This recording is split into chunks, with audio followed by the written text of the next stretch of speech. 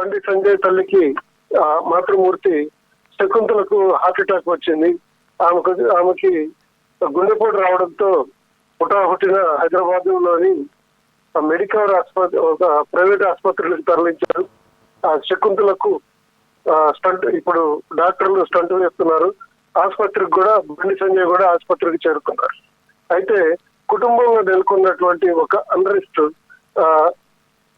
మనవాడు భగీరథ చేసే వస్తున్నటువంటి పోక్సో కేసు, అతను అరెస్ట్ అవుతాడనేటువంటి ఈ పరిస్థితులు, కుటుంబంలో నెలకొన్నటువంటి ఒక అన్రెస్ట్, ఒక అసంతృప్తి, ఒక భావోద్వేగాలకు సంబంధించినటువంటి అంశంలో మనవడు ఎక్కడ అరెస్ట్ అవుతాడు, పోలీసుల వేటలో మనవడికి ఏమైతుందో, అసలు మనవడు చేసినటువంటి ఈ పనికి కుమారుడు కేంద్ర మంత్రి అయ్యుండి కూడా ఎన్నో బాధలు పడుతున్నాడు, చాలా ఇబ్బందులు పడుతున్నాడు అనేటువంటి ఒక మనోవేదనకు గురైనటువంటి బండి సంజయ్ మాతృమూర్తి శకుంతల తీవ్ర ఆవేదనకు గురవడంతో ఆమెకి గుండెపోటు వచ్చింది.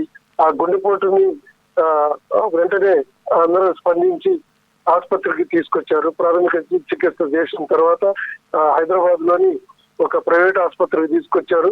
ఇప్పుడు ఆమెకి స్టంట్ వేస్తున్నట్టుగా మనకి ఆసుపత్రి వైద్యులు చెప్తున్నటువంటి అంశం. బండి సంజయ్ కూడా మాతృమూర్తిని దగ్గరుండి పరిస్థితిని పరిశీలిస్తున్నారు.